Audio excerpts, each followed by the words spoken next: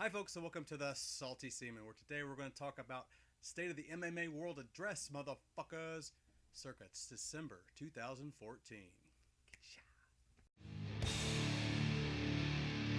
It's the State of the World Address, motherfuckers! Alright, so UFC 181 just wrapped up this weekend. What can I say? A lot of big news. 2 title fights, a lot of hype coming up for the next few months. But of course, the big news everyone's talking about, Phil CM Punk Brooks signs with the UFC. And everyone's got an opinion on it. Why should I be any different? Old school wrestling fan here. Big fan of CM Punk, actually. I think he's a pretty cool dude. Great talker, like his work in the ring. Don't really follow wrestling as much as I used to, but I like the guy. A little surprised by it. I hadn't been really keeping up with the news. I just got off of vacation. That's why I haven't had any videos in a while. I actually recorded one with my brother, but I had a cold and I just got back from seeing Slayer, so my voice was just shot, and I listened back to it and I sound awful. But anyway, so I haven't really followed any news. I guess it was kind of a surprise to everybody.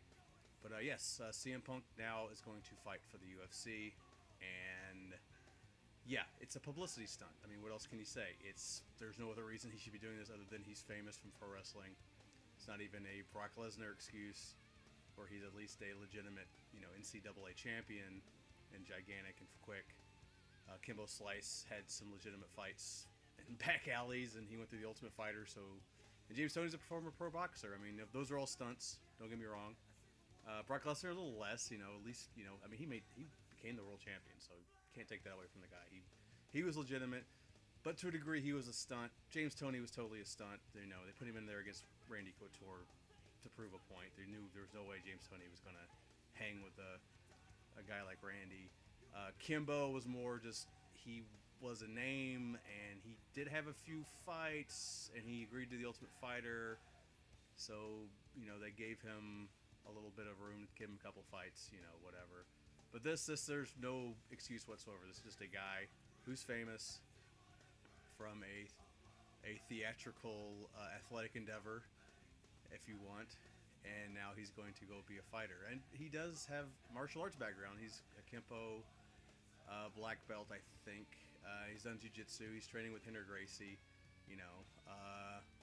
but he's got a 0-0 record, and no one else fights in the UFC with a 0-0 record. There's been 2 guys, Amir Sadala and Brendan Schaub, and both of them came off of recent memory, actually. I mean, obviously early UFCs. But yeah, both those guys came off the Ultimate Fighter. They fought to get into the UFC, just not officially. So this is purely for business, and I don't have a problem with that because it's a business, and they've had a bad one this year. Injuries and drug failures have killed them this year. Every big fight has fallen through just about.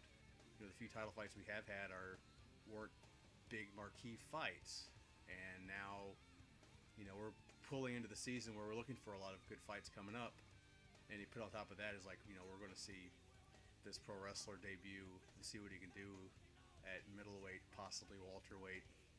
They'll probably put him against a nobody or a broken down has-been. But bottom line is, he's going to make a statement, most likely on pay-per-view. They might put it on free TV. I doubt it, though. But I know I can hear all the hardcore MMA purists just this is bad for the sport. It's going to break, it's the downfall, blah, blah, blah. Just look at the other examples I just made. Don't forget Herschel Walker in Strikeforce. That guy had no business in Strikeforce either. Other than, he's very famous and he's a great athlete. Give the benefit of the doubt, we'll see. I mean, we don't even know if he'll get through a training camp. He's never been through one. He's never cut weight before. He's injured from pro wrestling. He's got a bunch of concussions under his belt. He's got bad knees from years of toil in the wrestling business. He might not even get through a full training camp. He might not be able to cut weight. He's going to give it a test run to see how well he can cut weight. But we'll see. Bottom line is, I think it's good news for them. It's going to put some eyeballs on them. No problems. The biggest problem is just people want something to complain about, and there are just that level. There are just those people in MMA, those MMA fans who just hate the idea of pro wrestling. They just hate being associated with it. I don't know. I think a lot of our former fans that just are pissed off about the idea that they're being called back into it, or people who just always hated it in general and just hate the fact that MMA is very intertwined with pro wrestling and always has been. You know, sorry to burst your bubble. They hate that fact, and this just kind of reminds them. And you know, they somehow love Sakuraba and Don Fry and all those guys, but you know, modern guys they just can't stand. Whatever, grow up, guys. Other news: 2 title fights. Like I said, Anthony Pettis. You know, what can you say? The guy's absolutely legit. He's sub 2 guys now that shouldn't be subbed, and he's not even known for subs. He's a striker. You know, famous for his ninja kick off the cage in WC. First Benson Henderson fight. He turns around and you know he's beating all these guys. He's decisioning a lot of guys. He's knocking guys out with head kicks. He goes and takes a title, first round armbar, fastest finish in title history, I think, in UFC ever. And you know then he goes and defends it against Gilbert Melendez. You know, a guy should not ever be subbed, and he subs him with a guillotine. And Gilbert had no answer for it. He just like he was better than me. You know, pretty classy. But yeah, that's Gilbert, and you know it's also Anthony. He's I think people who thought like, oh well, he's good, but you know blah blah blah. It's like at this point, it's like you know it's a question who can beat him. It's like if you look at the top 10 in the lightweight division, like everyone's beat kind of everyone else. There's like really no clear standout other than Habib, who no one knows, even though he's ranked number 2 right now. Simply for the fact that, you know, but people who have seen him and knows what he can do knows, yeah, that guy's ridiculously strong for the weight class, ridiculously good wrestler. He's ragdolling dudes everywhere, left and right. You know, he is the strongest contender. I think he's undefeated, or maybe he's lost 1, but whatever. He's the best contender. Unfortunately, just no one knows him. And Pettis isn't quite. He's getting there, but he's not quite there as a superstar. Whereas other guys like a Rousey or a Jones could carry a pay-per-view pretty strong with a weak opponent. And he's not a weak opponent in skill. He's just a weak opponent in terms of like no one knows who he is, and that's kind of sad. But he'll probably be the next guy in line. I don't see anyone else they could really put him in there with right now. And it'd be a great test for him. Main event, Robbie Lawler beats Johnny Hendricks for the welterweight title. Rematch from the first fight where they fought for the vacant title. Kind of the same story as the first fight, one that could have gone either way, but this time it went for Robbie. And I usually hear something like this I would think is controversial, but most people kind of are letting Robbie slide with it. It's unusual for a couple things, because usually anytime any fight's close, there's a ton of people bitching just because they like to bitch and call robbery. Like, I don't think people know what a robbery is. I mean, you know, Lyoto Machida Shogun 1 is a robbery. You know, that is complete bullshit. Hendricks GSP was not a robbery. I can think of a few others. But, you know, this one wasn't. I personally had it for Hendricks. I thought Hendricks 1, 2, 3, and 4. But, you know, I have no problem with Robbie winning. Definitely can see the 4th round going for him. So, you know, maybe if I walk back and watch it again, I could give it even score it for Robbie that way. So I have no problem with it. One judge did give it 49-46 for Robbie, which makes no fucking sense. Like, that judge is high and stupid. I don't know which round 2 or 3 he thought Robbie won, but he did not win either of those rounds at all. It's a very weak case you can make for round 2 that Robbie won that. But definitely, I think Robbie won round 1. I think he lost 2. I think he lost 2 and 3 pretty clearly, especially 3. 4 was a pretty tight round. I thought Johnny did enough to win it, despite Robbie's comeback at the end. 5th round was kind of the same, except Robbie's comeback was so good at the end of the 5th round. There's no way he didn't win it because he just went out there and destroyed him in the last 20 seconds. And that definitely sealed the drill because Johnny hadn't done enough before that. So, you know, hats off to Robbie. He's been in this business a long time. You know, he's worked his ass off. You know, good for him. You know, they say Hendricks wasn't injured. He didn't look that great. I don't know. He might have came in there injured again. Always possible. Who knows? They all fight injured. It's the nature of the beast. They deal with it. You know, we'll probably see a rubber match down the road. I don't think it's first off the bat. Obviously, they're pushing Rory McDonald to the next contender. They might be reconsidering and just go ahead. But, you know, I don't think I think Johnny should have another fight before he does the rubber match. You know, assuming even Robbie keeps the title from Rory. Rory's a tough dude, and you know, hopefully he doesn't show up the 18th time with acne on his back. Which every time I see Rory McDonald fight him, it's like, it's a bad case of acne. I don't know what that means, but I'm just putting it out there. All right, so those are the big news. Those the two big fights. The big announcement. Also on the card. Uriah Faber wins again. You know, what can you say about the guy? He'll never lose a fight that's not a title fight, but he'll never win a title fight. It's the most bizarre case I've ever seen. I can't even call him a gatekeeper because he doesn't lose. Like, he can't, you know, a gatekeeper keeps out the bad guy, the non-championship calibers, but they get beat by the guys who should fight for the title. But he beats everybody, so he kind of he's really a spoiler for the title. And you know, what can he do? He's fought for the title so many times and he just can't win it. You know, at least he's not a Kenny Florian who just never won one. He was at least the former featherweight champ in WCC. You know, but he's just kind of there, just a perennial number one, never going to win the title. And it's almost a joke at this point. You know, except that if Dominic Cruz takes the title from Cub Swanson, that's the obvious fight to make. As much as we might bitch and moan about Faber getting the millionth title shot, it's, you know, he's 1-1 with Dominic. He's, you know, they came off that season the Ultimate Fighter. They never had the payoff they're supposed to fight. You know, it's built-in rivalry. They don't like each other. Alpha male don't like each other. So if he beats Cub, he's taking revenge for himself and his team. But at the same time, it's like, what else do you do with the guy? He can just keep fighting random dudes, and he's a name. And you know, I've never heard him say about going to 125, but I've heard he doesn't have that much trouble cutting to 135. And he would for once be the bigger guy, but at the same time, he's not. He'll lose. You know, whatever quick. You know, he doesn't always have the quickness advantage at 135 anyway, and now he's definitely not going to have it against the John Dodsons of the world. He's too. You know, he's not going to be as fast as those 125ers. So I don't even know if 125 would work for him. Dodson might just bounce around him for 5 rounds and win. You know, Faber gets hold of him. I don't even know if he could take him down. So I don't know what else to do with him. And he didn't even look this great in this fight. I thought he lost the first round, and he pretty much only won in the second because he, you know, accidentally poked him in the eye, and you know, then he got the choke after that. You know, shit happens, but you know, he didn't look great, and he is getting up there. He's, you know, 35, which is getting ancient in MMA terms. But you know, you never know. You know, sometimes he looks really great, and he's been getting older. Maybe he's hitting his prime, or maybe he's starting to go down the hill. Whatever. Uriah Faber is going to be one of those weird asterisks of MMA.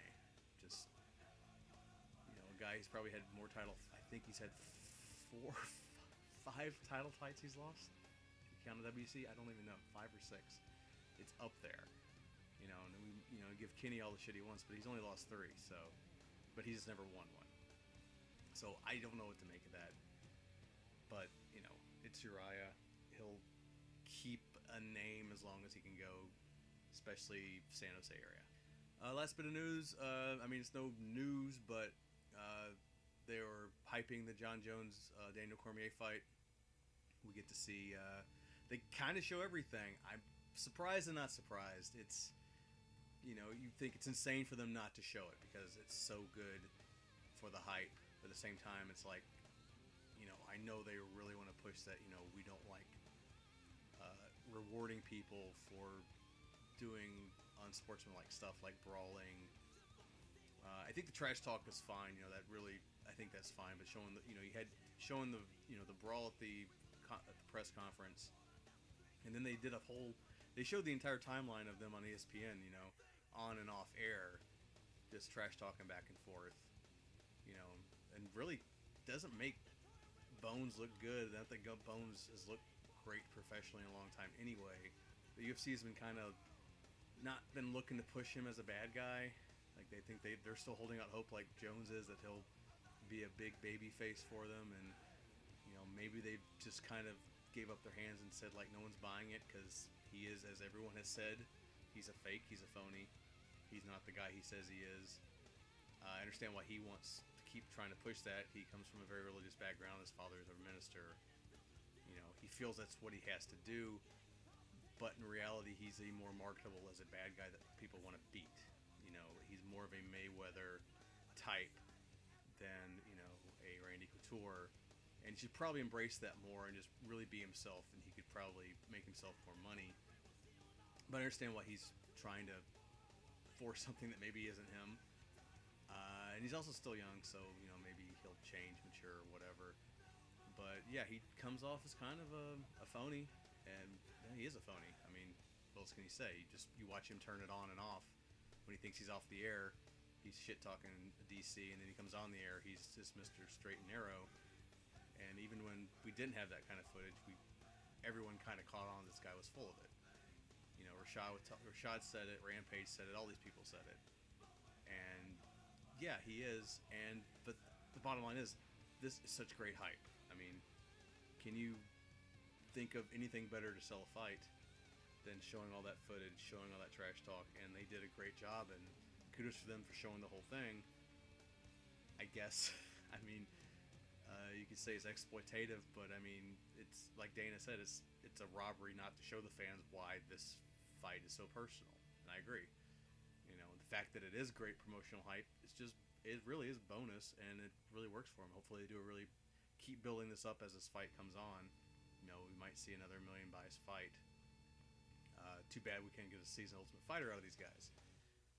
But actually, that's kind of been a curse lately. Anytime you get like, ooh, these guys are going to go, either they don't really do anything on the show, or if they do, then they never even fight. You know, I said Cruz in favor before, Chael and Vanderlei. You know, it always seems to be something. The Ultimate Fighter's kind of become a curse for coaches. You know, we had Gilbert and Pettis, and they were totally fine on the show. So, you know, it is what it is. Maybe that show doesn't quite work as well for the coaches as it used to. Maybe it's just a string of bad luck. Who knows? Yeah, Ronda Rousey's fighting again soon. She's going to fight Kat Zingano. Again, Rousey's better when she has someone to trash talk with. She likes Kat. You know, it's just a Ronda fight. She's Ronda, and she'll still sell based on her name. But, you know, we all, of course, want to see her fight Cyborg. That's going to be the money fight. You know, that'll be the biggest women's MMA fight of all time. I think Gina Carano's off the table at this point. She just wants too much money, and she's making too much in Hollywood, so I don't blame her. You know, getting in shape, coming back after years of layoff and getting into fighting shape, and, you know, after she's making all this money in movies, you know, they got to make it worth her time.